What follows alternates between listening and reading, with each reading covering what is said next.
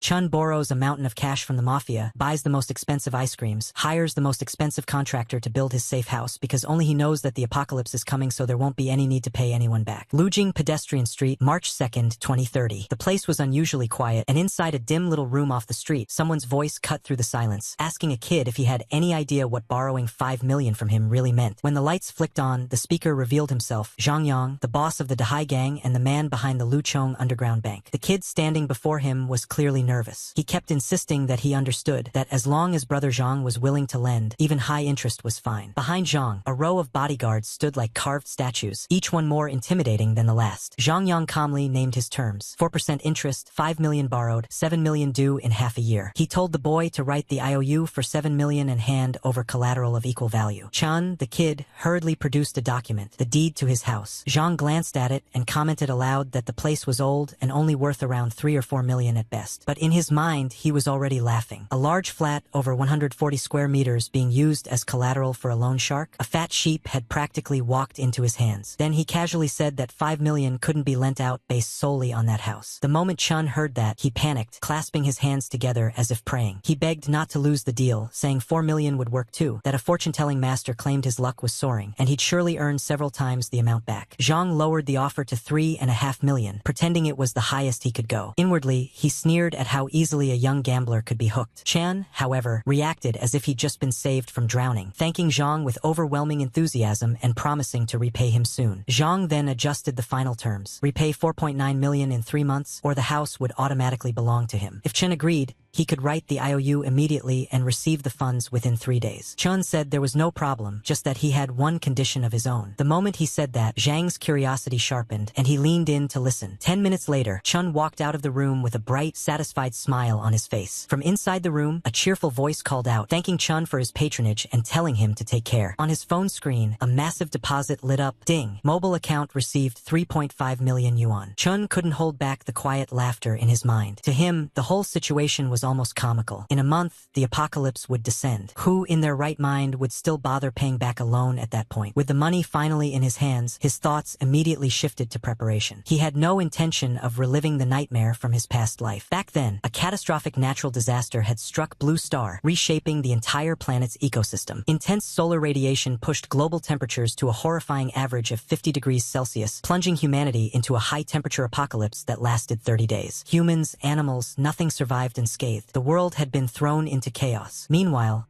back in the underground bank, Zhang Yang was laughing to himself. To secure the money quickly, he'd even dared to raise the interest, and he felt no shame about it. In his eyes, gamblers hardly deserved a home. One of his men cautiously pointed out that Chen's house was worth over 4 million, yet they'd pushed it to 3.5, and Chen accepted instantly. Maybe it was a trap, but Zhang simply waved it off. He claimed he'd seen countless gamblers, people who would trade even their families for cash. What was a house to someone like that? He joked that the world was full of good people who paid extra interest without complaint. Chen, meanwhile, had his own private thoughts. He remembered all too vividly how he had once boasted, "You think you can scam me? I'm the man who borrowed from every loan shark in Luoyang in a single day. Interest rates? I laugh at them. Once the money's in my hands, don't even dream of getting it back." He knew exactly what was coming. After the apocalypse, the earth dried up, vegetation withered, creatures mutated, and society crumbled. Supplies became so scarce that people threw away whatever morals they had left just to secure a bit of food or water. Those who possessed resources were like kings. Even billionaires and celebrities ended up begging for a hot sausage or a sip of clean water. Those who failed to adapt were left to wander the dead streets until they met their miserable end. But this time was different.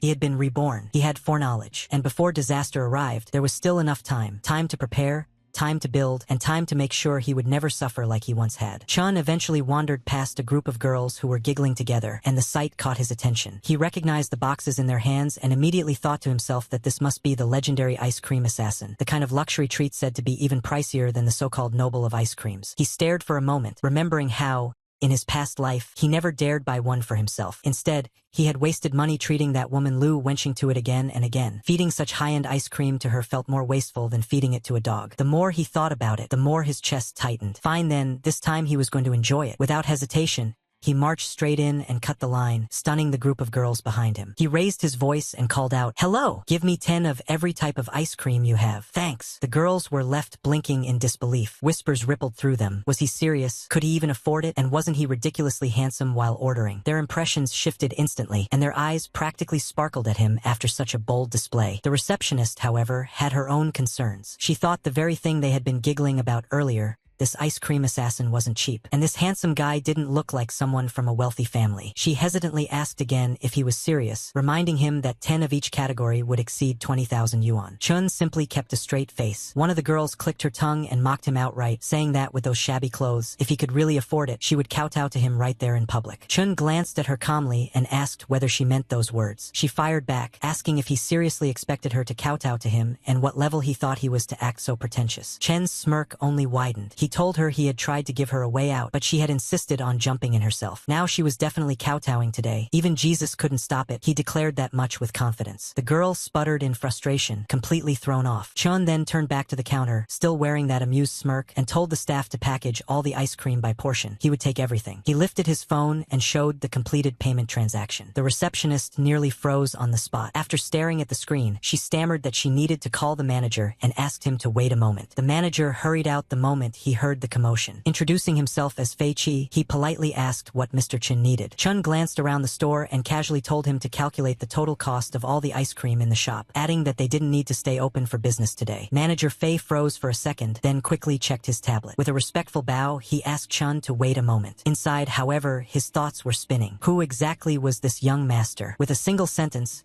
he had practically covered the store's entire monthly turnover. Despite the luxury prices, very few people actually bought these ice creams. Most customers only looked. When the calculations were done, Fei Qi reported that the items currently on display were worth about 70,000 yuan, and counting the inventory in storage, the total value reached around 1 million. Chun only smirked at the number. In his mind, it wasn't expensive at all. If the apocalypse was coming anyway, there was no harm in clearing out their entire inventory. Worst case, he could just stay home and eat ice cream during doomsday. He told Manager Fei he would transfer a deposit of 300,000 yuan first, then instructed him to deliver all the ice cream in storage to the address he provided. Manager Fei promised to handle everything personally. Chun then turned to the group of stunned girls and generously told them to choose whatever ice cream they wanted. The entire shop was on him today. Chaos immediately broke out. The girls squealed, gushed, and practically sparkled with excitement. One shrieked that it was amazing. Another declared that he was insanely rich. Another sighed that the more she looked at him, the more handsome he seemed. But Chun had one more thing to settle. He glanced at the girl who had mocked him earlier and calmly reminded her that the offer didn't apply to her. He was still waiting for her kowtow. The color drained from her face. Embarrassed and flustered, she stammered before finally bending as low as she could, wishing she had never opened her mouth in the first place. When everything was settled, the sun dipped toward the horizon, marking what had turned out to be a rather beautiful day for Chun. He sat on a bench, enjoying one of his newly acquired ice creams. As expected from an assassin, the taste and texture were phenomenal. He then took out a certain item, one that allowed anything stored inside to remain in perfect condition forever. That meant fresh ice cream anytime he wanted. With such a treasure, he thought even celebrities and young models could be summoned with a snap of his fingers. The thought alone made him grin. He hadn't expected it, but even his ability had been reborn with him. In his past life, abilities had only begun awakening one after another after the apocalyptic disaster struck. The fact that his had surfaced early this time was something he couldn't fully explain, but he knew one thing for certain: it would become his greatest trump card from now on. He let out a quiet sigh, thinking about how many tasks still lay ahead of him. Just as he was gathering his thoughts, his phone suddenly rang. The ringtone lit up the screen with the words, "Ring ring, the little fairy is calling." The moment he saw it, a wave of unpleasant memories surged up. The caller ID couldn't have been more irritating: Lu Wenqing. He clicked his tongue and muttered to himself that of all people, it had to be her. What rotten timing. He had been having such a good day. Chun picked up the phone while murmuring Lu Wenqing's name. The moment he did, a wave of memories surged up, memories of how, after his parents passed away, she had appeared in his life like a savior. Back then, he had been foolish enough to believe she was his light, never realizing she had been eyeing nothing more than the small inheritance his parents left behind. He remembered how she used to lean close and relay what her mother supposedly said, that if he wanted to marry her,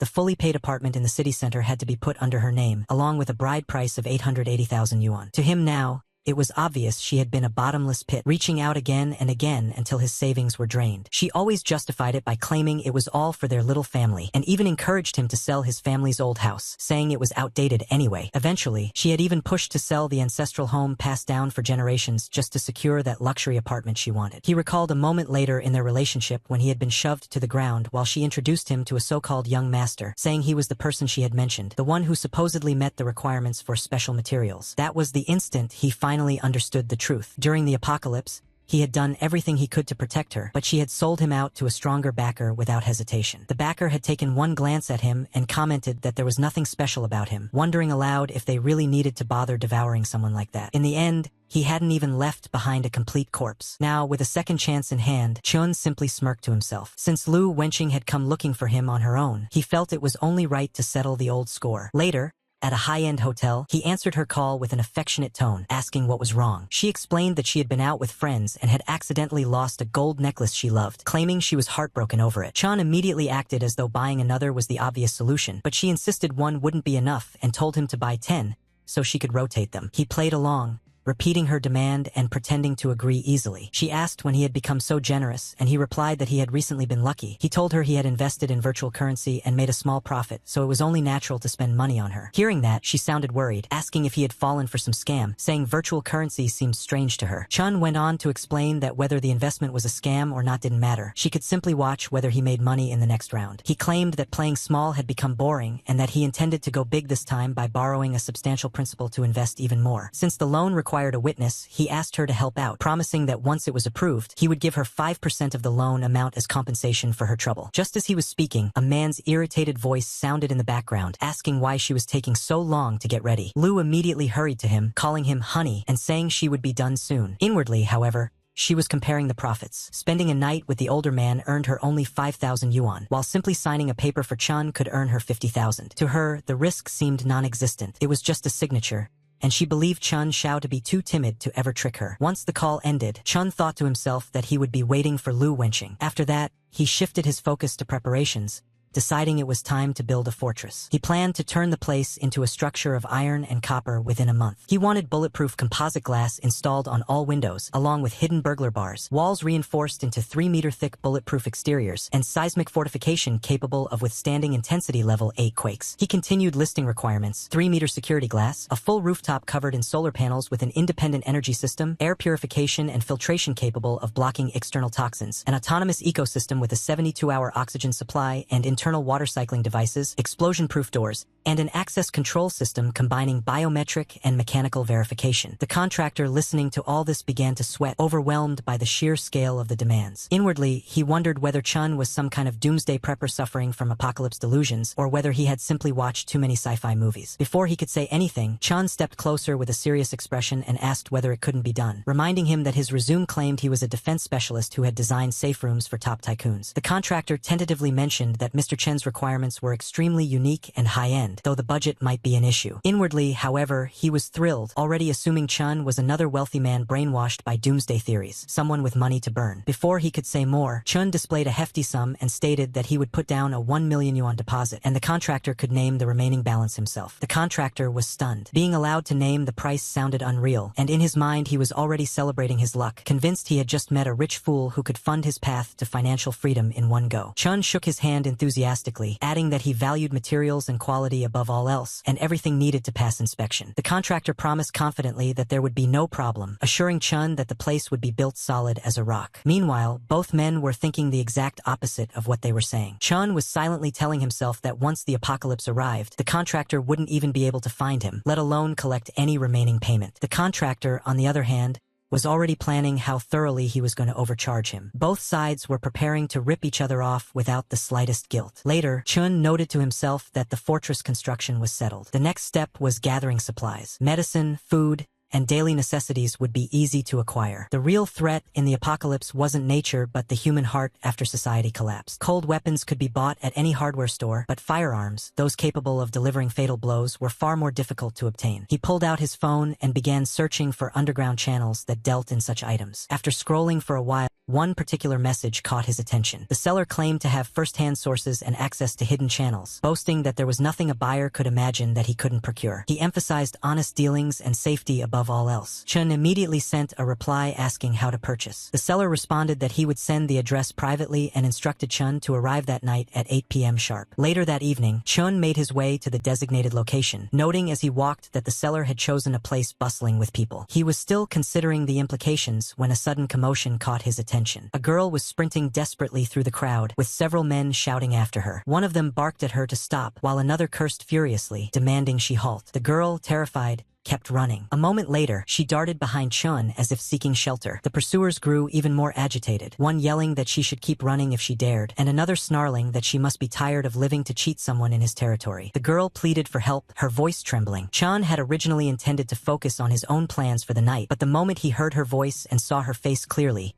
he froze. It was Lu Wenqing. He couldn't understand how she had ended up in a place like this. The sight left him momentarily stunned, unable to believe what he was seeing. One of the men managed to grab the girl and warn Chun not to come any closer. The girl was crying uncontrollably, and Chan, surprised, realized he recognized her. It was Li Yuyu, the top student goddess from his middle school days, the girl admired by countless boys. He couldn't understand how someone like her had ended up in such a situation. While he tried to process it, one of the thugs demanded that she hand over the money and said she shouldn't even think about leaving otherwise. She kept crying as more of the men gathered behind their leader, clearly waiting their turn. One of them suggested they stop wasting time. If she couldn't repay the money, she could pay in other ways instead, laughing crudely. Chen's expression darkened, and he ordered them to let her go. The thugs finally turned their attention to him. Their grip on the girl didn't loosen, and one of them, angrier than the rest, stepped forward with clenched fists, demanding to know where this reckless kid had come from. He mocked Chun for trying to play the hero and threatened to cripple him first. The moment he swung, Chun easily avoided the punch, grabbed the man's arm, and twisted it until the thug cried out in pain. Then, with a single strike to the face, Chun sent him flying. Dust and smoke rose around them as Chun stood there, unfazed. Inwardly, he noted with surprise that the strange system assisting him was something he had never possessed in his previous life. Li Yuyu also recognized him, calling out his name in disbelief. But the man still restraining her tightened his hold and warned Chun not to move or he would kill her. Before the threat even finished leaving his mouth, Chun hurled a stone straight at the man's forehead, knocking him backward. The remaining thugs hesitated, suddenly intimidated. A moment later, another young man rushed into the scene, scolding them loudly for ganging up on a girl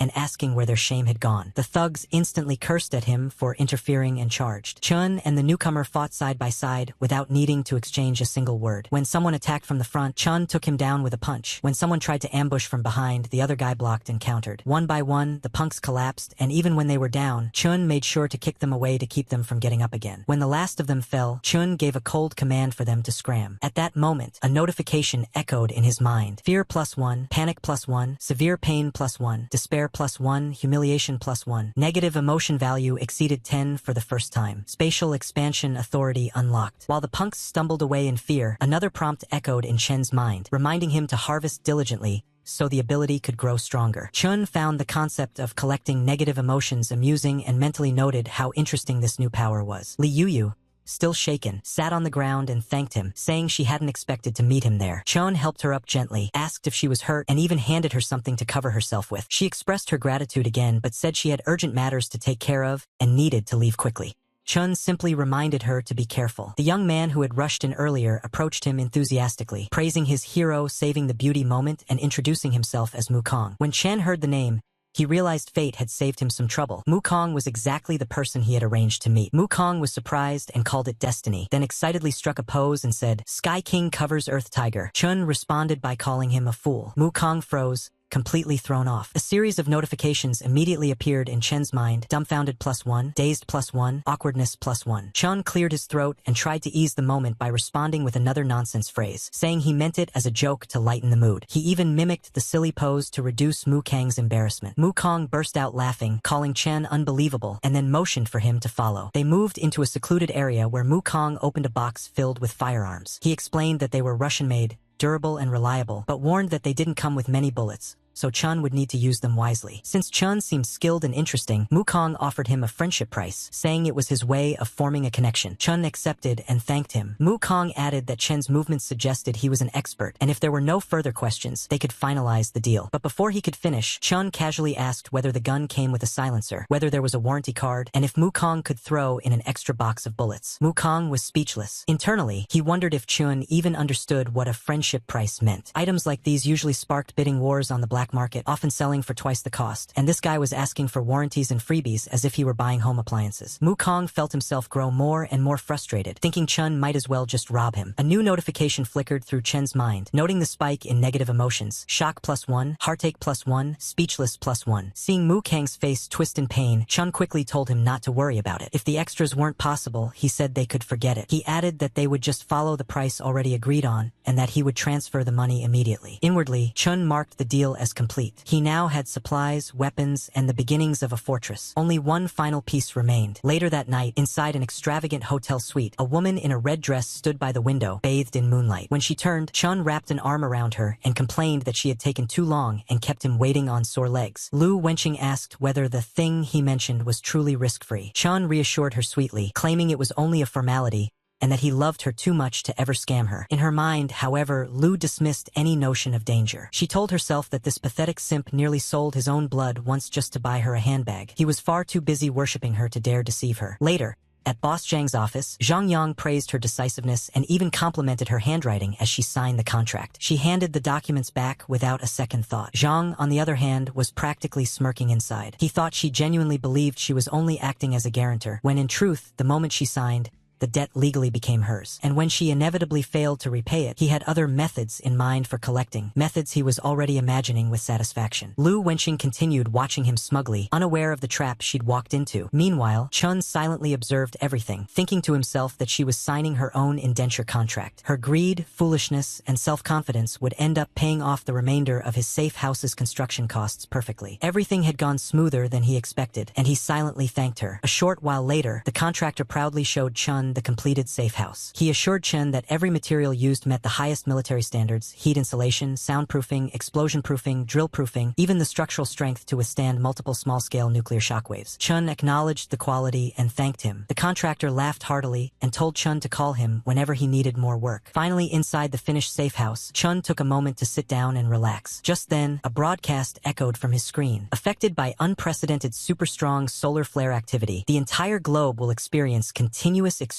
high-temperature weather. The news report continued, warning that temperatures across many regions were expected to break historical records and urging all citizens to take immediate protective measures. Chun listened quietly, then picked up the gun lying beside him. He remarked to himself that the moment had finally arrived. Outside his reinforced walls, the world was beginning to ignite, heat waves surging, flames blooming across cities, and panic spreading everywhere. He walked to the window and watched as the world outside descended into burning chaos. He stood watching the world burn, secure and ready for whatever came next. The news anchor continued reporting that a super-strong solar flare had erupted, causing violent disturbances in Earth's ionosphere. Extreme high-temperature phenomena were already appearing across the globe, with daytime highs expected to reach as much as 45 degrees Celsius. Citizens were advised to take heatstroke precautions and avoid going outside at noon unless absolutely necessary. Chun listened without surprise. He already knew this was coming. In his mind, he noted that the temperature had begun to rise, but this was only the beginning. Compared to his past life, it even felt like things were escalating faster and more brutally this time. Outside, panic spread among ordinary people. Everyone wanted to hide indoors, yet even inside their homes, the heat was suffocating and unbearable. Someone complained that it was already unbearably hot early in the morning and wondered how long such extreme temperatures would last. Soon, a street loudspeaker crackled to life. A vendor loudly warned his neighbors that the weather was deadly and claimed he had heard the temperature would keep rising next week. He shouted about supply shortages, saying water and electricity would soon become scarce, and urged everyone to stock up immediately or risk having nothing to drink later. He even claimed this was his final batch of goods. Yet inwardly, the man was delighted. To him, the heat wave was practically money knocking at his door, and he would be a fool not to seize the opportunity to get rich. Nearby, a woman complained that his melons were priced far too high and asked if he could sell them cheaper. Another woman examined the melons, which looked plump and juicy. Seeing them, the vendor suddenly became overly enthusiastic, praising their beauty and eagerly approaching them. He boasted about how sweet the melons were and offered to cut one open for a taste. If they bought two, he promised a discount and even threw in a free pack of tissues. The women listened cautiously, growing increasingly uncomfortable as the man leaned in closer and became overly familiar. He pushed his melons toward them, even hinting that if the nights stayed hot, they could come by his place to cool off. Nervous, one of the women backed away and quickly said they would just buy one. But the vendor refused to give up, stepping closer again and urging them to buy more and stock up, insisting that with weather like this, no one could guarantee there would be anything left to sell tomorrow. A few more people soon gathered around the stall. Among them was an elderly man who politely asked whether the boss could sell the water a little cheaper. The moment the vendor saw him, his expression turned ugly. He snapped that his was a small business and that there would be absolutely no bargaining, clearly eager to chase the old man away. Chun stood nearby, watching the scene unfold, and immediately recognized the man. He inwardly clicked his tongue, realizing it was Lee Dafu. Memories from his past life surfaced instantly. This man had once made his life miserable. Back then, Lee Dafu had loved shouting in public, accusing him of stealing and calling people over to watch, even when Chun had only tried to pick up something that had fallen and return it. Chun remembered desperately trying to explain that he hadn't stolen anything, that he had only seen the item on the ground and wanted to put it back. But Lee Dafu had refused to listen, sneering that no one would be that kind-hearted. He had pointed at Chen's shabby clothes and insisted that someone like him couldn't have clean hands, threatening to call the police if he didn't pay up. The surrounding crowd had joined in, looking at Chun with disdain. Some had muttered that someone so young shouldn't be stealing, while others claimed his silence proved his guilt. Even as Chun insisted he hadn't taken anything, no one believed him. Every ounce of humiliation from that day came flooding back. Now, standing here again, Chen's gaze fell on a bag of potato chips marked with a manager's recommendation tag. He picked it up, thinking he might as well eat some. Then, with deliberate calm, he asked Lee Dafu whether the chips were made of gold or capable of preventing heatstroke, questioning why they were being sold at such an outrageous price. Lee Dafu turned sharply to glare at him. At the same time, a notification appeared in Chen's mind, noting a surge of negative emotion. Disdain +3. The vendor immediately snatched the chips back and shouted at Chun to get lost if he couldn't afford them, demanding to know whether he could compensate them if he damaged the goods. Another notification followed, irritation +6. Chun merely smiled faintly and remarked that Lee Dafu was holding on to so many treasures that he wondered whether the man could even sleep at night, suggesting he should be careful. After all,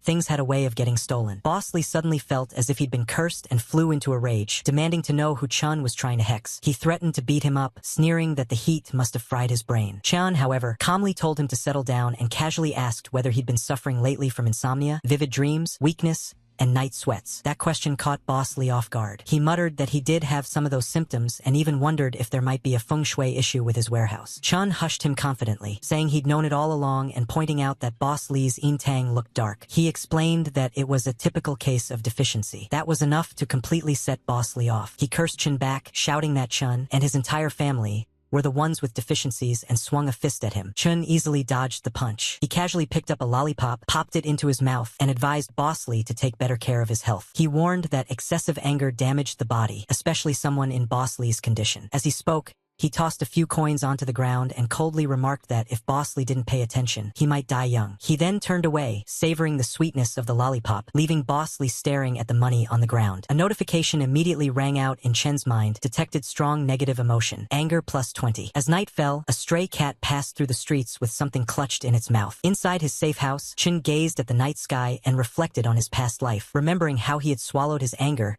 and allowed others to trample him. This time, he intended to reclaim everything with interest. He then recalled that he had unlocked spatial expansion earlier, and the emotions Lee Dafu had just provided were perfectly sufficient to use it. A notification followed, consumed negative emotion, 20. Storage space expanded to 200 cubic meters. An unseen aura enveloped Chun, and for a brief moment, it felt as though his hand brushed against a doorway leading into another dimension. When dawn arrived, the heat was already overwhelming. Even sparrows struggled under the rising temperature. On the street below, Boss Lee returned to his stall and froze. Wherever he looked, there was only one thing waiting for him, nothing. Stunned, he shouted in disbelief, demanding to know where all his goods had gone and who could have done this. From the safety of his fortified home, Chun calmly sipped his soda as another notification appeared, negative emotion +66. The drink tasted great, but he knew this was only the beginning. Much more was yet to come. Boss Lee completely lost it. He ran around his store in a panic, shouting and cursing, demanding to know who had stolen his goods. He collapsed to the ground, almost crying, unable to accept what had happened. To him, this was worse than the apocalypse itself. The end of the world didn't scare him nearly as as much as losing all his stock overnight. The people nearby started whispering among themselves. One person wondered aloud whether Boss Lee had staged everything himself just to jack up prices. Another worried about how they were supposed to survive if even the supermarket was empty. An old woman claimed she had seen a dark shadow drifting through the area last night, and someone else immediately questioned her, asking if she was sure. Boss Lee, however, refused to believe any of it. He shouted that it was impossible, that there was no such thing as ghosts. But even as he yelled, notifications silently stacked up in Chen's mind. Strong negative emotion detected. Anger +12, fear +3, suspicion +4. Chen stood nearby, watching everything unfold like a spectator at a show. He casually ate his snacks, finding that snacks tasted especially good when paired with other people's suffering. With a faint smile, he commented to himself that Li Dafu's emotional output was impressively stable. As he reached into the bag again, he deliberately let the packaging show. The moment Boss Lee saw it, his eyes nearly popped out of their sockets. He screamed that those were his goods and charged forward like a madman. Chun calmly raised the bag and asked whether the chips were made of gold or somehow able to prevent heatstroke, since they were being sold at such an outrageous price. Boss Lee immediately recognized him and roared in fury. Chun continued casually, asking if Boss Lee could really sleep peacefully while hoarding so many treasures, warning him to be careful or thieves might target him. Boss Lee finally snapped, grabbing at Chan and demanding to know where he got the chips, accusing him of theft while shaking with rage. Chun took a step back, pretending to be startled, and calmly reminded him that accusations required evidence. He even pointed out how strange it was that the entire supermarket was empty now, not even a single snack left behind. Then, with an almost innocent tone, he offered the half-eaten bag in his hand, asking if Boss Lee would like it. Boss Lee stood there trembling, his face pale with fury and disbelief, completely at a loss for words. Boss Lee exploded in anger, shouting that Chun had cursed him and that now all his goods were gone. He accused Chun of being the thief and demanded an explanation. In his mind, even if Chun hadn't actually stolen anything, he could still squeeze something out of him to make up for the loss. At the very least, he could use him as a scapegoat. Another notification quietly appeared in Chen's vision. Strong negative emotion detected. Anger +18. Chun, however, remained calm. He casually pointed out that other stores also sold the same chips and asked why Boss Lee was so sure it had to be him. He reminded everyone that the shelves were already empty when he arrived. If anyone wanted proof, they could check the surveillance or search his place. He even added that if they found any of Boss Lee's goods there, he would compensate tenfold. That sentence immediately made the surrounding onlookers murmur. Some pointed out that other shops also sold the same brand. Others recalled that Boss Lee had been complaining about prices only the day before. The atmosphere quickly shifted. Boss Lee felt his scalp tingle. Something wasn't right. How had this kid suddenly turned the situation around so cleanly? Before he could think further, Chun calmly added that if nothing was found, then the generator sitting behind the shop would belong to him as compensation. Furious and cornered, Boss Lee agreed on the spot, convinced that Chun was bluffing. He grabbed Chun and dragged him along, declaring that once the truth came out, he would see how smug Chun still felt. When they reached Chen's residence, the crowd gasped. The moment the door opened, they were greeted by a scene completely beyond expectations. The interior looked nothing like a normal home. Everything was neat, fortified, and shockingly well-stocked. Expensive equipment lined the walls, sealed supplies were stacked neatly, and even large energy units were visible. Whispers broke out immediately. So he was hiding this much wealth? When did he become this rich? This looks like a fortress. Even Boss Lee froze in place. His eyes widened as he stared at the interior, disbelief washing over his face. This wasn't a home, it was a bunker. Chun turned to him calmly and asked if he was done searching, even offering to let him pry up the floorboards if he wished. Boss Lee's confidence completely collapsed. His face turned pale, and he quickly waved his hands, saying there was no need. He mumbled something about checking other places and tried to leave. But before he could escape, Chun reached out and grabbed his arm, stopping him cold. With a faint smile, Chun reminded him about the agreement they had just made, that if nothing was found, the generator would belong to him. Boss Lee stiffened. His face twisted as he tried to backpedal, claiming it was all a misunderstanding and asking whether things really needed to be taken this far. But the crowd was already watching, and Chen's calm gaze made it clear. This time, there would be no backing out. Chun calmly asked him why he hadn't thought about taking a step back when he was framing others before. At that moment, another notification popped up in Chen's mind. Strong negative emotion detected. Impatience +8. The onlookers began whispering among themselves. Some muttered that a man who couldn't even keep his word deserved what he got. Others scoffed, saying it served him right. Hearing those voices, Li Dafu's face twisted with rage. He snapped back, accusing Chun of going too far and shouting that he was giving him face already. Then, without warning, he swung his fist toward Chun. Chun easily blocked the attack and twisted the man's arm in one unclean motion. A sharp cry rang out as Li Dafu dropped to the ground, clutching his hand in agony. A new notification appeared. Strong negative emotion detected. Pain plus 73. Gritting his teeth, Li Dafu finally gave in, shouting that he would move the generator right away and begging Chun to stop. Chun calmly reminded him to hurry, pointing out that once the temperature rose further, going outside would become impossible. He added coolly that, without a generator, surviving the coming days would be difficult. Another wave of emotional data poured in. Humiliation plus 30, pain plus 86, fear plus 101. Chun watched without expression, knowing everything was unfolding exactly as planned. Just as things settled, his phone rang again. It was Lu Wenjing. Her voice sounded anxious as she said that several unfamiliar men had been following her for the past few days. They looked like debt collectors, and she didn't understand why. Wasn't she just signing something before? Chin already knew the answer. He simply smiled faintly to himself, standing quietly as he listened. This too was part of the plan, and it was only just beginning. There is more to come. The bad girl demanded to know why people from the Dahai gang were looking for her and asked if Chun had lied to her. She sounded angry and suspicious. Chun replied calmly, telling her not to overthink it. He said he had done so much for her and poured his heart out, so how could he possibly lie? Hearing her doubt him made him sound hurt, at least on the surface. Inside, however, he was thinking that those Dahai gang idiots were even more impatient than he expected. He then asked her if the people following her knew where she lived and what exactly they had said. The bad girl told him they didn't know her address yet, and that she had taken side roads to shake them off. She warned him not to play tricks on her and demanded to know what was really going on. Chun reassured her, saying she was overthinking things and that she probably mistook someone else for them. As he spoke, he deliberately let her see the food and supplies around him. The moment she noticed them, her eyes widened in disbelief. She couldn't help asking how he still had so much. Chin didn't explain. He wanted her to see it for herself. He casually told her that he had more than just that. Inside, the bad girl was shocked. With the heat growing worse by the day and supplies becoming scarce, only the rich could afford this kind of food. She started wondering where he had gotten it all. Could it be that he had really struck it big? Chun calmly took a sip of his drink and commented on how good it tasted in this weather. Then he casually ate some premium food right in front of her. When she saw the salmon, her eyes lit up. She couldn't hide her desire and admitted she really wanted some. Chun asked gently whether she had enough to eat where she was staying. She replied that she was scared living alone, saying she constantly felt like someone was watching her. Her voice sounded weak and pitiful, but deep down she was carefully calculating her next move. She then suggested that she could stay with him for a few days, hinting that she could keep him company. Her tone was soft and tempting. Before he could respond,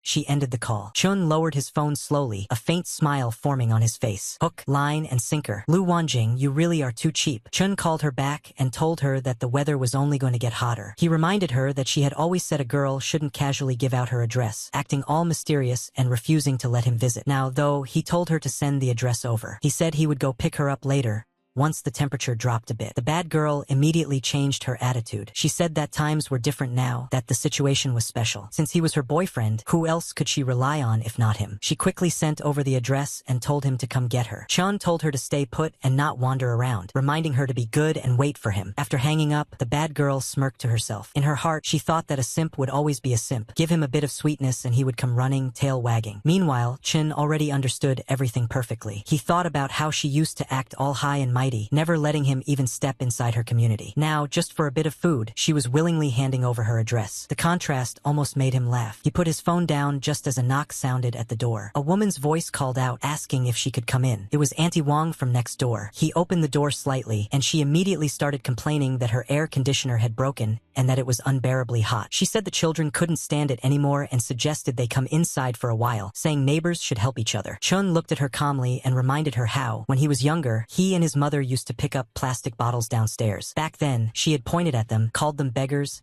and even told the security guards to chase them away. The memory clearly made her uncomfortable. She hurriedly said that was a long time ago and accused him of being heartless for holding on to old grudges. Chun nodded lightly and replied that maybe he really was heartless, but at least he had air conditioning now. Then he shut the door in her face. Outside, Auntie Wong continued yelling insults, calling him heartless and even cursing his parents. But Chun didn't care anymore. A notification quietly appeared in his vision. Detected strong negative emotion, anger plus 18. Detected strong negative emotion, anger plus 20. Chun felt nothing but calm. He had long decided that he would only help those who deserved it. Everyone else could fend for themselves. After that, Chun calmly took out his phone, swapped the SIM card, and turned on his computer. He made a call, his tone casual as if discussing something trivial. He told the person on the other end that he knew where Lu Wenjing lived and had already sent the address over. He even added that she lived alone and would be easy to find. Once the call ended, Chun leaned back and looked out the window. The sky outside was still blazing hot, the air heavy and suffocating, yet he felt strangely comfortable. The heat didn't bother him anymore. In fact, compared to the calm spreading through his chest, the outside world felt distant and insignificant. He let out a quiet breath and thought to himself that the real show was finally about to begin. The bad girl was looking in the mirror, admiring her own beauty and feeding her ego. She thought about how soon she'd be able to move into Chun Jiao's air-conditioned room. She reminisced about the kind of life he would give her and thought that only a carefree life like that was worthy of her. She kept daydreaming, completely enjoying herself. Later, she lit one up and continued checking out her belongings. Suddenly, loud knocking started at the door. She went to open it, saying that they were early, while thinking to herself that he really was a qualified simp, always so eager. But the person standing there was not who she expected. And it wasn't just one person.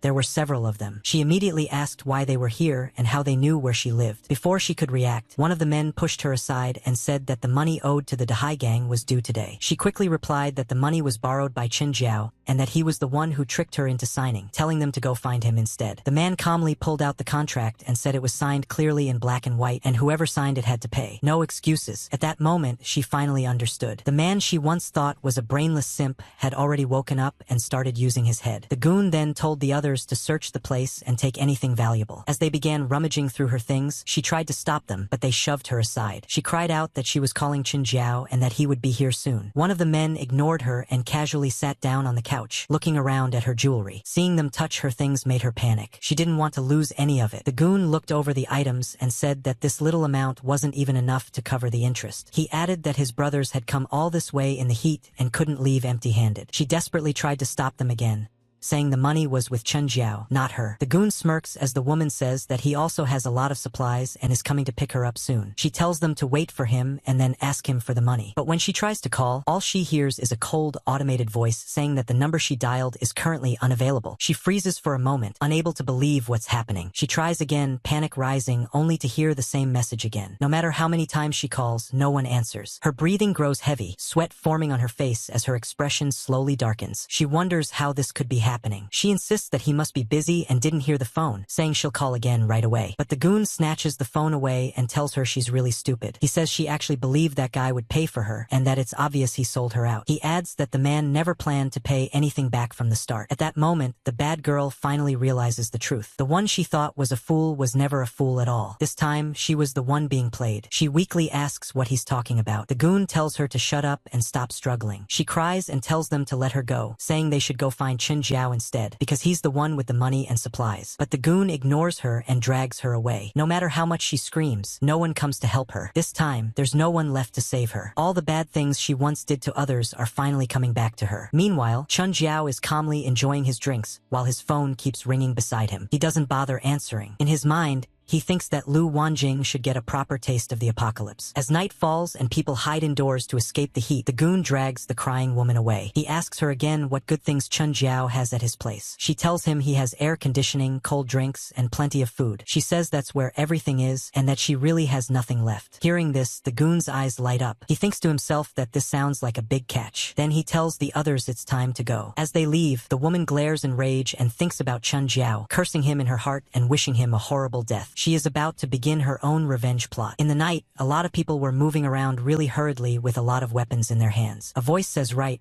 this way, that little beast Chen Jiao lives right here. At his home, the AC is on 24 hours a day and he has plenty to eat and drink. Another says that he is also extremely stingy and won't even share a sip of water with them. The auntie who previously came for that AC is really angry and frustrated with him and now wants to get back at him with these mafia boys. The mafia boys are also happy as they follow her. The leader of them says that old hag, you led the way well. Once they get the stuff, there will be plenty of benefits for her, so she can rest assured about the service she is doing. The hag says, oh my, thank you, Brother Zeng. He is truly generous. No wonder he could become a big boss. He is way too amazing, and no one can be above him. As she is saying this, in her mind she thinks about how that Chen guy is going to get it really, really bad. She feels extremely happy and is even praying for it to happen. She imagines Chen crying and begging, saying that big brother, spare his life. He admits Auntie Wong was wrong and says that from now on, her home is his home and she can live wherever she wants. Auntie Wong, thinking about all of this, sneers inwardly and thinks that she wants to see how arrogant he can be this time. They keep moving forward toward a road. Zong says this kid definitely has something going on. Even from outside, they can see the way the place is built is extremely crazy. It almost feels like this guy knows the future. One of the goons gets really excited and says, "Brother Zong, watch him kick the door down." He promises Zong is going to enjoy it and tells everyone to just watch. However, as he rushes forward in excitement, he steps on a spot that suddenly triggers a trap. He gets zapped really hard, as if Zeus himself struck him with lightning. While being electrocuted, he cries out in pain, yelling out over and over again. Zong, standing behind him, is completely surprised. He has no idea what the hell is happening and wonders if this guy is an idiot. The others rush over to him, and one of them says this trash cramped up for no reason and asks if he is stupid. But the moment they touch him, they also get zapped back as the electricity transfers into their bodies. Now they all feel the same thing he felt earlier. Now they finally understand why this guy cramped up, because they are also crying and shouting for help. They scream and beg, saying, "Help me, help me." The zap of Zeus is just way too powerful. Zong, the auntie, and the others are now really, really scared. They have no idea what this even is. The auntie was hoping to see Chun crying and begging, but instead all she gets to see is these goons crying miserably. And this isn't even the end. An announcement and alarms start ringing all around them. Every one of them is completely dumbfounded, and it's like their dumbfounded levels are showing +2, +2, +3, and one guy is even at +5. Then the announcement plays, and a voice says that good luck comes, wishing everyone good luck. Good luck brings joy and love. The announcement continues while everyone is still getting zapped. It says that good luck comes with good luck welcoming,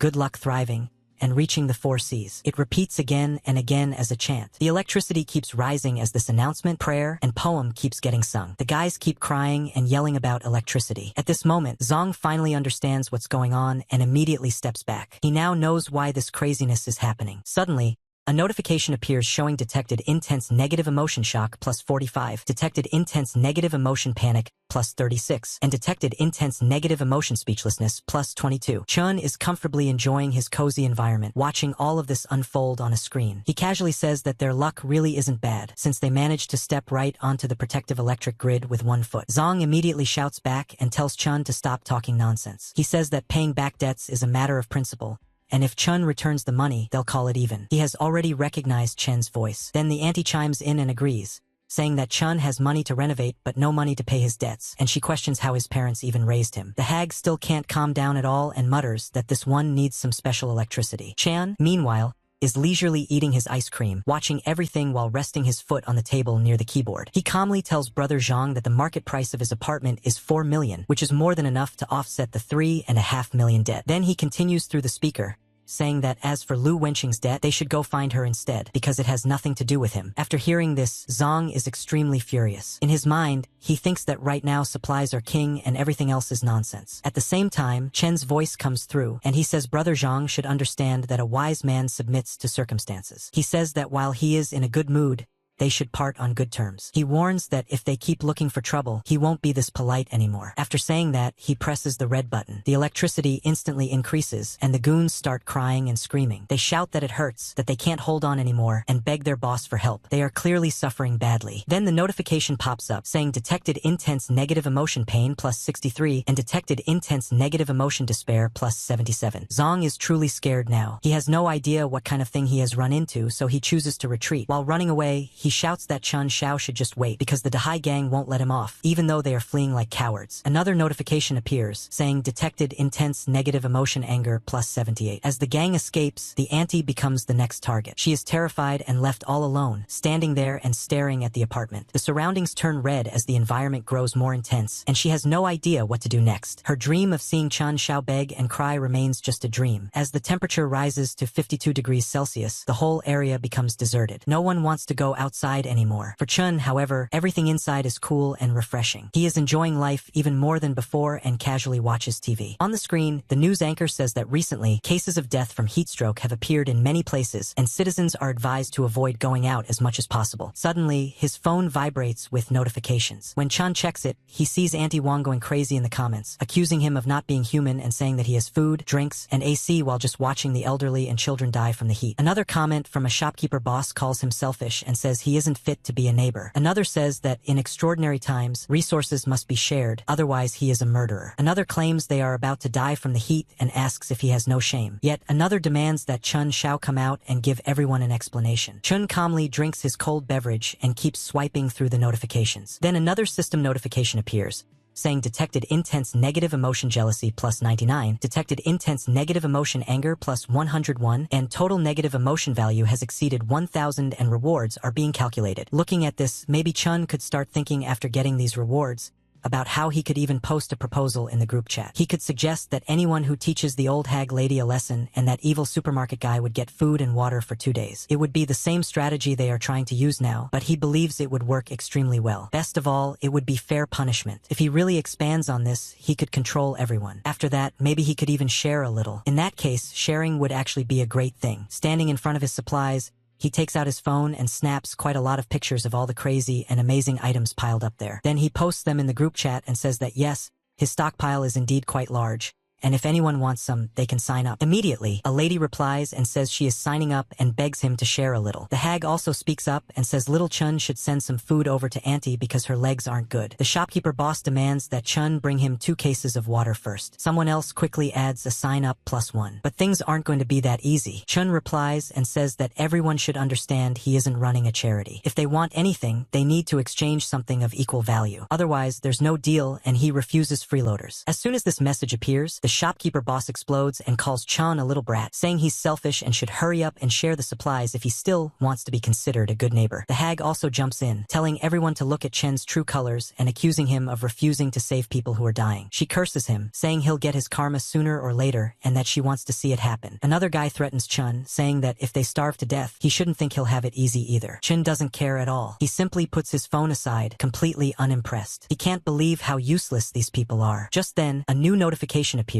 saying negative emotion value has reached 3,000. It announces a skill upgrade called Special Cut Beginner Level. The effect is described as creating a microscopic rift in the air that cuts any object it touches within a 3-meter range. Chun finds this extremely interesting. He starts thinking more deeply about this so-called special cut. Spotting an apple nearby, he immediately tries it out. In an instant, the apple is sliced cleanly in half without any effort at all. The effect is crazy. Chun says this is getting interesting. He never thought he would get something this powerful, but it's absolutely cool. He realizes he could even use it against those mafia guys if they keep hounding him too much. Outside, only a few cars are still running. Then a woman named Lu steps out of one of them. She's wearing a really flashy and nice dress, but appearances can be deceiving. She's the kind of bad woman people should stay away from, no matter how good she looks. Looking at her too much might even make someone like her more, which is dangerous. Unless someone thinks they can fix her, it's better not to get involved at all. There's also another person in the car. He's still thinking about ways to get back at Chun. He steps out as well and asks little Zong if the Chun Shao he mentioned lives here. Zong says yes, it's in the innermost building. As he reports this to his boss, the boss turns to Lu and asks if Chun Shao used to be her man. He says that he's leading a team to raid Chin Zhao's home and asks if she'll feel heartache over it. After hearing this, Lu looks shocked at first, then immediately reassures him. She says that right now, her heart only has him in it and there's no space for anyone else. She tells him he's the best and the only one she could have ever wanted. She also adds that as for Chun Shao, he's nothing but a useless piece of trash. But deep down, she's thinking to herself that tonight is Chun Zhao's end. She wants him completely finished today. She even feels ready to cling to this man harder and push him to act faster, just to make sure Chun Shao is dealt with. As they move forward together, the shopkeeper suddenly runs over and eagerly asks if Big Brother is here for Chun Shao. He explains that they're homeowners in this complex and says they're willing to help teach Chun Shao a lesson. Another man behind him quickly agrees and says they know the area well. He offers to help block Chun Zhao's escape route if he tries to run. The boss nods and says that if they help catch Chun Shao, he'll share some of the supplies from Chun Zhao's room with them. The shopkeeper immediately gets even more excited and thanks him enthusiastically. He urges the boss to follow him, saying they know a shortcut. He's extremely eager and wants Chun Shao to get what he deserves as soon as possible, helping in every way he can. Around them, other people also start trying to grab whatever they can. Anyone who tries to stop them gets beaten back. No one wants to share anymore. Everyone just wants everything for themselves. As the mafia boss and the shopkeeper move through the area, the shopkeeper suddenly points ahead and nervously says that this is his home and that they're on the same side. The boss coldly replies that it doesn't matter. He says that from now on, the whole building belongs to Lu. The hag immediately explodes in anger and says they can't do this, insisting they never provoked them. She can't believe that she only wanted all of this to happen to Chen Shao, not to herself. But these are mafia guys and they don't care at all. They have power and people backing them, so they simply take whatever they want. The shopkeeper finally panics and collapses into regret. He admits that he was wrong and that he shouldn't have been greedy for those scraps. Now everything is gone, and even his way to survive has disappeared. He sees the hag getting beaten by the goons, and the others are also lying helpless on the ground. He keeps shouting that he was truly blind and wonders how he could ever trust a bunch of beasts like them. At this point, there's nothing that can be done. The mafia guys gather together with their swords, their boss standing at the front and that bad girl right beside him. The bad girl has already gotten what she wanted, and now she only wants revenge. As they all stare at the building from outside, something suddenly crashes down. From inside, Chun Xiao throws a couch straight onto the ground below. While casually enjoying his meal, he looks down and asks if everyone is looking for him. He looks like he's having a great time. The boss sneers and says that death is already imminent, yet Chun is still putting on a show. He tells Chun to hand over the supplies, and he'll at least leave his body intact. The bad girl stands beside him, watching closely to see what happens next. Chun remains calm. He slowly wipes his mouth with a cloth and says that didn't their parents teach them basic manners. He says it's extremely rude to disturb someone while they're eating and asks if these goons can't even manage something that simple. That completely sets the boss off. He curses and orders everyone to beat Chun as much as they want. The goons rush forward all at once, but Chun easily dodges the punches while still holding his plate. His balance is ridiculously good. One guy lunges at him, and Chun grabs his head and slams it straight into the ground. Another man charges in with a huge weapon, swinging it wildly. Chun dodges the swing and kicks him hard, leaving the guy wondering what just happened. Then another attacker comes from behind with an axe and tries to strike Chun Xiao. Chun thinks to himself if they're really forcing him to use spatial segmentation now. He steadies himself and prepares. Suddenly, a bottle flies forward toward the boss and the bad girl. They look at it in confusion, and in the next moment, thick smoke fills the area. Turns out to be a smoke grenade. The boss starts coughing and shouting that it's tear gas. He yells that this kid has a helper and orders everyone to retreat immediately. The group panics and scrambles around. Even Chun Xiao looks a bit confused by this sudden development. In the chaos, the axe guy misses his strike and drops his weapon onto the ground. Then another voice speaks up, saying that the trouble Chen stirred up isn't small at all. He adds that Chen's skills are actually pretty impressive. Chun looks toward him and says he only wants to know one thing, asking why he's here. The man replies that it's about guns. He asks if Chun still wants them and says he has good goods available. The guy can't believe Chun Xiao is drinking ice water at a time like this. He comments that Chun is really living a comfortable life. Chun Xiao casually responds and says they should talk first. He asks why the guy is here, pointing out that his territory isn't on this side. The guy explains and says Lu Haifeng has been messing with his business lately, and he's been watching him for days. As he grabs the chilled water, he still can't quite believe it. He continues saying that he saw Lu heading this way, so he followed him to take a look. He didn't expect Lu was actually coming for Chun. He adds that supplies have been scarce for a long time,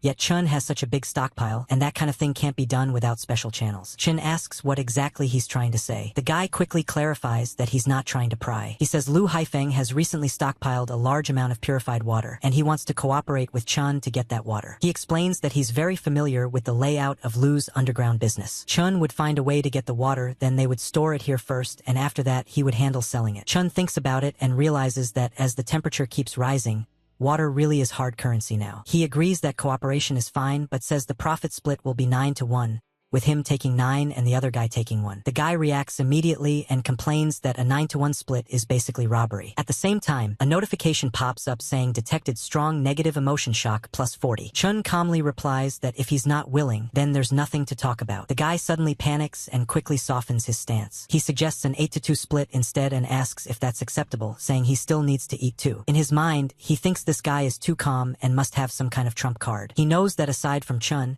he can't find anyone more suitable. Chun thinks for a moment and then agrees that 8-2 works. However, he adds one more condition. He says that in the future, if the guy gets new goods, Chin gets first pick, and the rest can be sold afterward. The guy sighs and admits defeat, saying fine. Chun wins. Chun confirms the deal and says the first step is to figure out the stronghold structure and personnel distribution. Soon after, they reach a building nearby. From above, they look down, and the guy explains that this is Lu Haifeng's stronghold. He says the trading area is in the front, and people who are short on water either spend money to buy it or exchange other things for it. Many people are walking around with guns, clearly acting as security. There are also quite a few women providing entertainment and services. The guy further explains that some of the girls were captured specifically to serve the upper management. One of those girls turns out to be the same bad girl who cheated Chin earlier and even tried to bring a bunch of mafia guys to his home. The guy then adds that the water storage area is in the back, though he still hasn't figured out the exact location yet. Chun says he'll sneak in and take a look himself. He tells the guy that once he sees the signal, he should create chaos on the perimeter to draw away the main force. The guy is stunned and asks if if Chun is really going in alone. He questions how Chun plans to move all that water by himself. Chun calmly replies that he has his ways. He moves ahead, slipping into the shadows. Soon, a guard steps out and stops him, saying he looks unfamiliar and asking where his ID is. Chun immediately pulls out a card-like item and says Boss Lu sent him to count the water stock. The guard scoffs and says counting water stock sounds like a joke, asking if Chun thinks he's trying to trick a child. A notification pops up showing detected negative emotion mockery +5. Chun calmly places his hand on the guard's shoulder. In his mind, he thinks that before, he only used special cut on apples, but today he'll cut something different. He instantly activates the skill. The guard's eyes widen in shock, but he doesn't even get a chance to react before he's taken out. A notification appears saying detected strong negative emotion horror +50 and pain +50. As the guard collapses, another man nearby starts firing. Chun dodges the shots and sends a special cut straight at the shooter, taking him down as well. Another notification pops up, showing detected strong negative emotion fear +100 and despair +100. Gunshots echo through the area, and more guards rush over, shouting that someone has sneaked in and telling each other to move fast. Heavy weapons come out, and one guy is even carrying a rocket launcher. Chun quickly hides in a corner. As the guards rush past in different directions, he thinks he's safe for the moment. Suddenly, a hand grabs him from behind. Chun Shao stiffens and realizes someone has caught him. When he looks back, he sees guards still swarming the area, searching everywhere. But the hand holding him belongs to a woman. She quietly tells him to stay quiet. She pulls him into a secluded spot. Once they're hidden, Chun asks why she's here. The woman says she was captured and asks if he was captured too. Chun doesn't answer directly. Instead, he asks if she knows where the water stockpile is. The lady says that they made her do cleaning work, and during that time she already figured out the layout. She tells Chun she can take him there. She looks around carefully, and suddenly a bucket falls in front of several soldiers. The soldiers immediately raise their guns and shout that someone is over there, telling everyone to move quickly. As they rush off,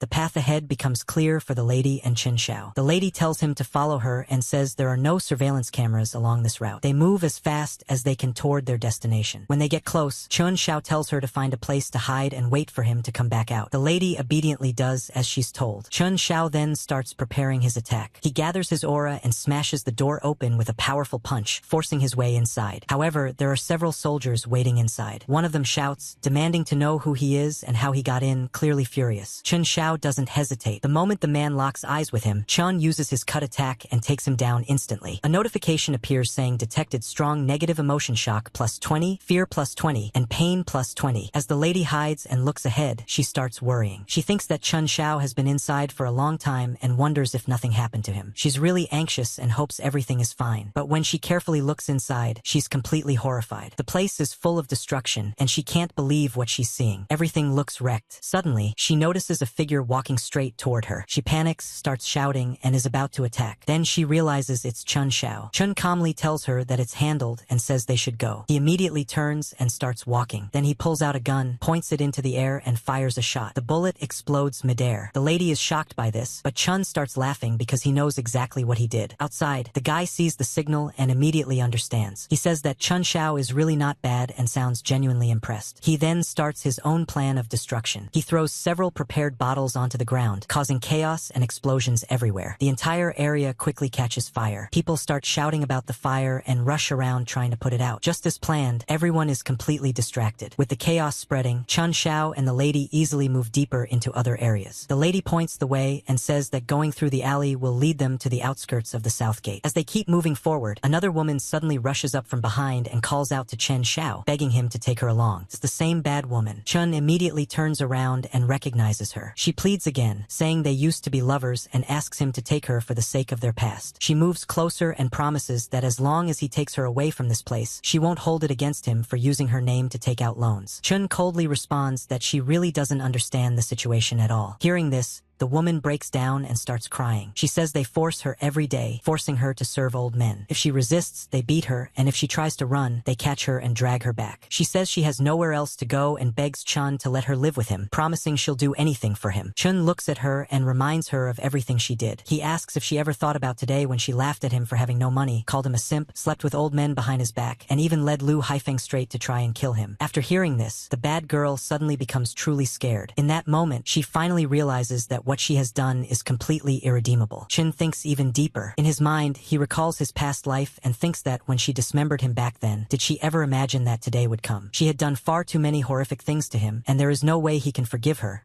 no matter what she says now. He forces himself to keep his emotions in check because he can't allow history to repeat itself. Chun coldly swats her aside and says her acting is still just as lousy as ever. He then turns to the other woman and tells her they should go. The woman glances at the bad girl lying on the ground and silently hopes she learns from this and never becomes someone like her. At that moment, the bad girl suddenly snaps. She says that if Chun won't let her live, then no one will have it easy either. Immediately, a notification pops up saying detected intense negative emotion hatred, plus 999. Completely goes off the charts. Not long after, the boss of the area arrives. The first thing he asks is where the water is and whether his water is still safe, because that's the most important commodity he has right now. When they open the door and see the devastation inside, their hearts sink. There's nothing left at all. Then they notice words written on the wall. It clearly says that Boss Lu's water has been taken, and that next time, his life will be taken instead. Lu completely loses it. He shouts, demanding to know who did this. He's furious beyond belief. At that moment, the bad girl lying on the ground speaks up. She tells Boss Lu that it was Chun Xiao. She claims she tried to stop him, but Chun injured her and even insulted Lu, calling him trash. She clings to Lu, deliberately manipulating him further, saying that Chun claimed Lu was unworthy of possessing such resources. She keeps fanning the flames and adds that Chun wants to take all of them down. Hearing this, Lu's anger completely explodes. He orders everyone to follow him to the south gate and slaughter Chun Xiao. A massive commotion spreads throughout the entire area as the order is given. Chun and the other guy both notice the movement immediately. The guy comments on it, clearly understanding what's happening. As the entire force gathers behind their boss, Chun calmly mutters that Boss Lu moves fast. Still, he's already prepared. Then Lu points forward and gives the order, telling everyone to go get him. Everyone behind him charges forward, completely unable to control their anger. Their emotions are running wild, but this actually gives Chun the advantage. He stays calm and casually throws a torch onto the ground in front of them, instantly creating a huge wall of fire. The group is forced to stop, trapped behind the flames. The boss shouts that he will make sure Chun Xiao is finished. Right after that, a notification appears saying detected intense negative emotion hatred, plus 999. Now there are two people whose hatred toward Chun has completely maxed out. Chun, however, stays relaxed. He says thanks to Boss Lu and mentions that he'll gladly take these emotion points to become even stronger and earn even more points in the future. Then another notification pops up. It says ding, negative emotion points have reached 3,000 and a new skill has been unlocked called Spatial Barrier. Inside the cozy shelter, the guy is throwing a small party. He laughs and says that what just happened was way too awesome and that old dog Lu is probably tearing his place apart right now. They sit there enjoying all kinds of insanely good dishes, partying without a care in the world, completely ignoring the deadly heat outside. The food looks so good that even just seeing it makes anyone want to join in. It's the kind of feast you want to dig into immediately, but sadly,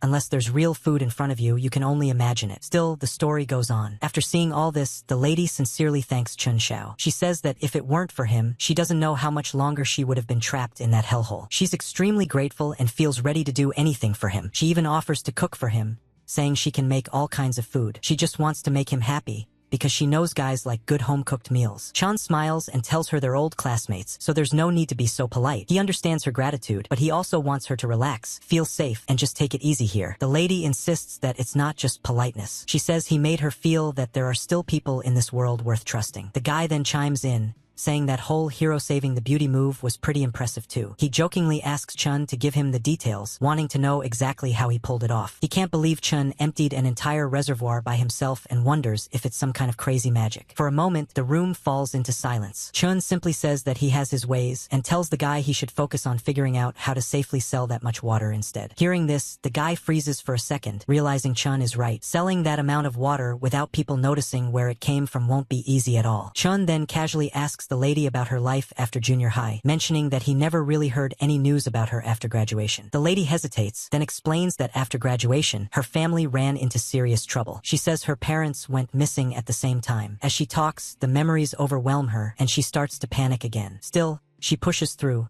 knowing Chun deserves to know the truth. But just as she's speaking, flames suddenly begin to rise around the area. They can't believe what they're seeing. When they look outside, the guy blurts out that the whole place is on fire. It's completely out of control. It's obvious that the people who lost the water either want it back or want everything destroyed. As the flames erupt, Chun, the lady, and the guy all stare outside. The fire is massive. In the chaos, they see people suffering. One person holding a child keeps screaming for help and begging someone to save the children. The guy suddenly realizes what's going on and says it's Lu Haifeng behind this, wondering if that bastard is really trying to burn everyone to death. The lady anxiously asks if they should do something. Chen, however, is lost in his own thoughts. In his mind, he realizes that Lu Haifeng is trying to use morality and innocent lives as a rope to bind him. He thinks it's pointless, because he's long past being that rotten do-gooder from his past life who would only get strangled to death for trying to save everyone. Outside, Lu Haifeng shouts for Chen Xiao to come out, threatening that if he doesn't, he'll burn the entire area to ashes and see how long Chen's so-called iron turtle shell can last. One of Lu's underlings flatters him, saying the boss is wise as always. He adds that if the fire keeps spreading, even if they don't burn to death, the smoke will finish them off. Lu enjoys the spectacle. As the fire grows bigger and bigger,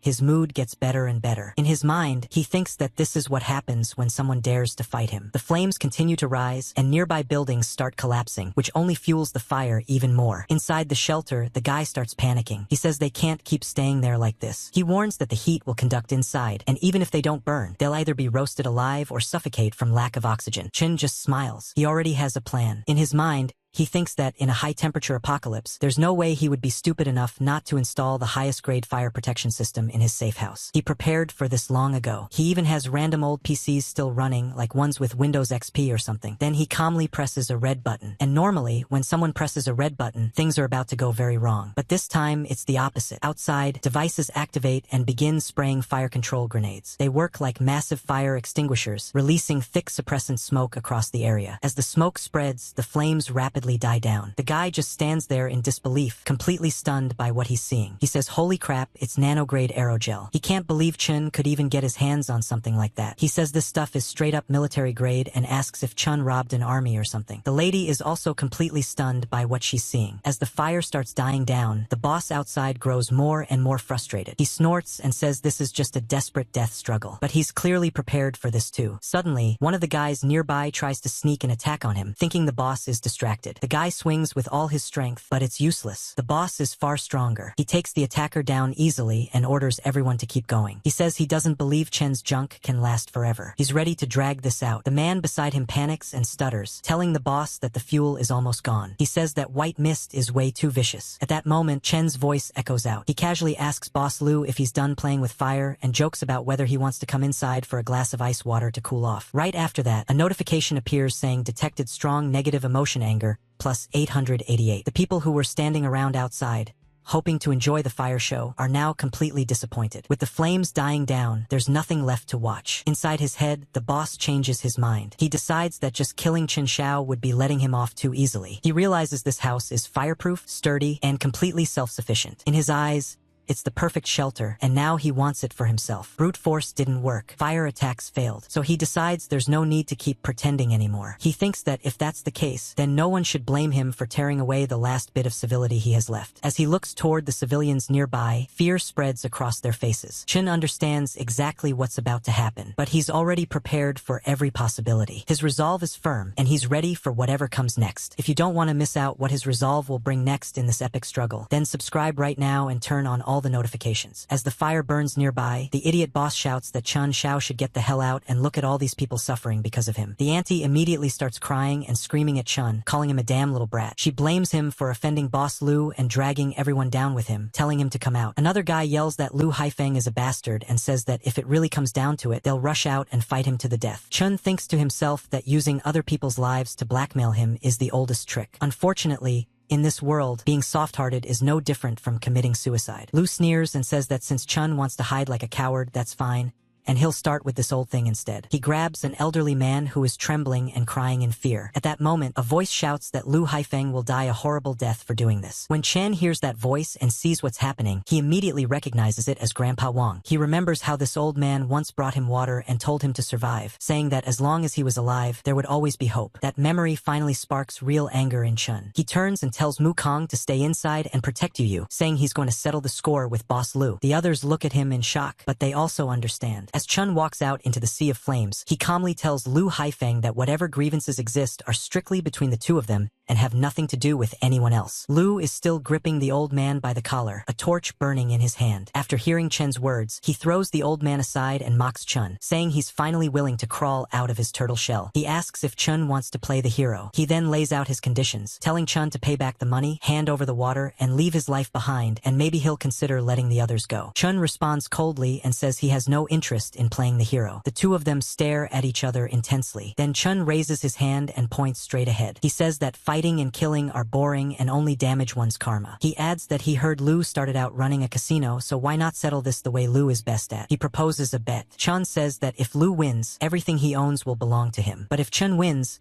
Lu has to release Grandpa Wang and get the hell out of this area. Then Boss Lu bursts out laughing and agrees right away. He throws the dice setup over and says they'll bet on the size of the points, 1 round to decide life or death. Chun quickly catches what was thrown to him and calmly says he's betting on big. He adds that a God of Gamblers showdown is about to begin. Both of them adjust their stances, and for a moment it really feels like they're standing in a casino instead of a burning battlefield. They start shouting loudly as they begin the gamble. The dice machine is switched on, and the dice inside start spinning wildly. As the dice roll, everyone around starts cheering for their boss, shouting that Boss Lu will definitely win. Boss Lu himself looks extremely confident. When the dice stop, he bursts out laughing and proudly announces that it's 3 sixes, a supreme roll, and that Chun has lost. Chun stays calm and tells him not to rush, saying the winner hasn't been decided yet. He then subtly manipulates the dice, using his own trick to move them as he wants. After that, he cuts through the dice cleanly and casually remarks that Boss Lu's dice don't seem to be very good quality. Everyone instantly panics when they see all the dice split in half. Someone shouts that the total points add up to 21, which is bigger than the so-called supreme roll. Chun declares that Boss Lu has lost and tells him to release the old man. Boss Lu is furious. He accuses Chun of cheating and immediately charges at him. A notification pops up saying strong negative emotion detected, anger plus 500. As Boss Lu rushes forward with a knife, he curses Chun and screams for him to die. The people around panic in fear. Chen, however, stays composed. In his mind, he thinks this is the perfect time to test his new skill. As Boss Lu lunges at him, Chun sidesteps effortlessly. He then hurls the dice machine at high speed, which terrifies Boss Lu. The machine slams into the ground, kicking up smoke and debris. Everyone rushes over in panic, shouting and asking if the boss is okay. Smoke fills the area. Boss Lu coughs and says he's fine. He orders 2 people to go find Chun for him. As the smoke starts to clear, Boss Lu suddenly spots Chun ahead and points in his direction, ordering everyone to take him down. All the goons immediately open fire, shooting wildly while shouting in excitement, eager to kill Chun. Boss Lu demands an update on the situation, but before anyone can respond, a sharp slash suddenly appears and takes down the goon standing right in front of him. Boss Lu is shocked. As the smoke finally settles, Chun is revealed standing there completely unharmed. Then Boss Lu pulls out a huge rocket launcher and says he doesn't care how strong Chun is. He says there's no way Chun can dodge this and tells him to die. He immediately fires the rocket. As the rocket shoots forward, the boss shouts that Chen's inheritance will all be his. At that moment, a notification appears saying special barrier activated. A barrier instantly wraps around Chen's entire body and protects him. The barrier takes the full impact of the rocket explosion and completely blocks it. Boss Lu starts panicking. Sweat pours down his face as he wonders what's going on. He can't believe Chun actually blocked a missile. Even he starts to feel that this guy is simply unbeatable. Chun smirks and tells Boss Lu that losing in front of so many people must be hard. He asks if Lu is planning to go back on the bet. As he speaks, Chun casually slices the missile apart with several slashes. Then he slowly starts walking forward. Seeing Chun approach, the boss feels genuine fear for the first time. Chun tells him that he doesn't even have a decent knife and says he's not worthy of negotiating terms with him. In his heart, Boss Lu thinks there's definitely something wrong with this guy and that something is seriously fishy. Chun then says Boss Lu has kept looking for trouble again and again, repeatedly crossing his bottom line, and that it's finally time to settle their score. But inside, Boss Lu is thinking fast. He realizes the fuel they brought is already used up and that fighting head-on is a losing deal. This kid has strange abilities,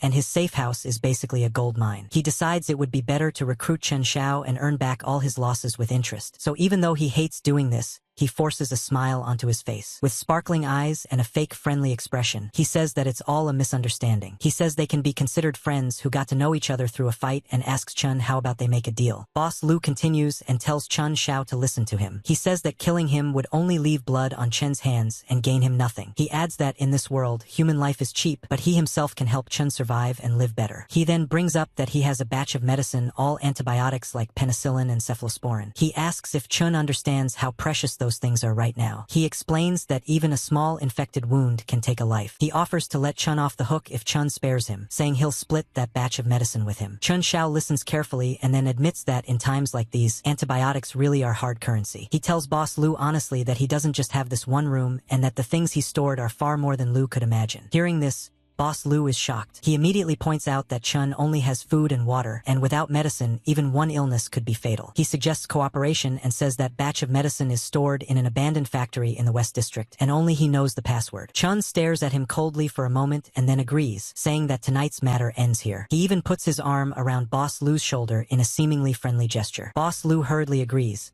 saying yes, it ends here and that it's good the misunderstanding has been cleared up. Chun Shao then tells him to go ahead for now and says they'll talk about the details another day. Boss Lu begins to leave. His underlings look confused and call out to him, wanting to know what happened. Boss Lu simply tells them to go, and they all start walking away together. Chun Shao keeps a sharp eye on them as they leave. When they're far enough away, he quietly mutters that a password alone can't stop him, and that even without it, he can open the door. He then turns back to the people still standing there, especially Grandpa Wang, and reassures him that it's okay now and that everyone has left. As Chun speaks to Grandpa Wang, the lady nearby can barely hold herself together. She's panicking, frustrated, and mostly overwhelmed by fear, with her status clearly showing fear plus 100. Grandpa Wang thanks Chun over and over. He says Chun saved his life and that if Chun ever needs him in the future, he should just ask. He admits he's old and can't fight anymore, but he can still help plant seedlings or do chores. Chun Shao gently tells Grandpa Wang that he understands his intentions and asks him to go back, lock his door, and rest well. As the moon hangs overhead and the heat keeps rising even at night, everyone finally retreats indoors. While walking back, one guy in the group mutters that Chun Shao scared him half to death earlier. Up ahead,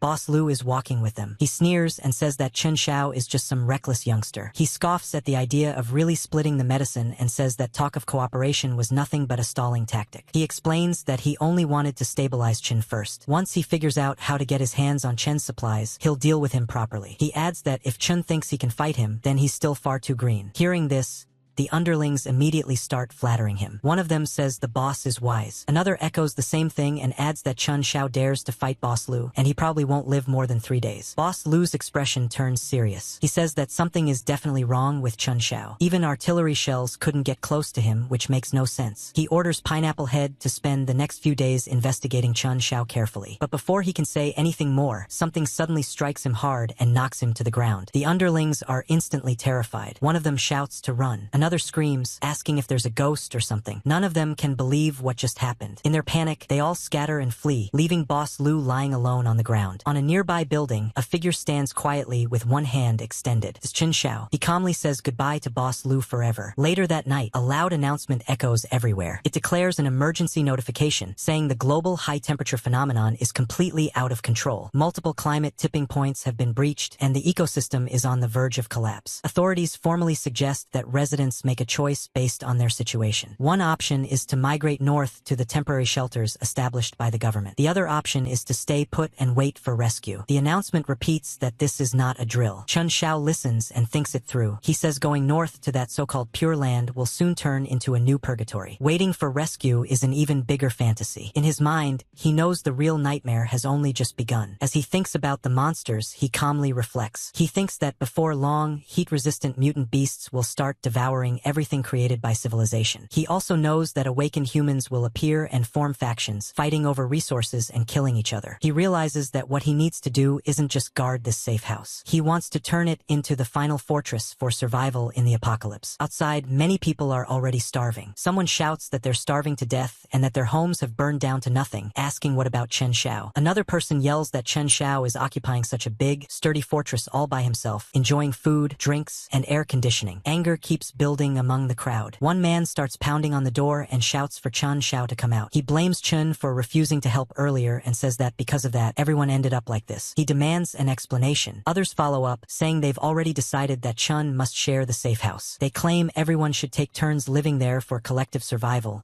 smirking as they say it. Inside, Chun Shao doesn't react at all. He listens to some relaxing music while calmly doing household chores, completely at ease. He even takes a picture of the nice meal he prepared and posts it, casually scrolling through the comments afterward. As he looks at the reactions, status notifications pop up showing jealousy plus 150, anger plus 130, and despair plus 95. Chun Shao looks at the comments and thinks that incompetent fury is the cheapest emotion in the apocalypse. Outside, the crowd can only shout, curse, and throw things to vent their frustration. Some even smash their own phones. phones. One man throws his phone away and curses, saying that since Chun refused a toast, he'll be forced to drink a forfeit, and swears he'll definitely take Chun down. Meanwhile, Chun Xiao thinks about the abandoned factory in the West District and decides he'll go scout the route first. But the moment he steps out, people start throwing things at him. Among the flying debris, a machete suddenly comes straight toward him. What's going to happen next? Can he survive the onslaught of all the angry folks around? How long can he keep on delaying the inevitable battle? He might even have to do with these guys. And maybe he is not doing good, maybe he should share. What do you think? But still, whatever you think, if you don't want to miss the next one, subscribe right now and turn on all the notifications.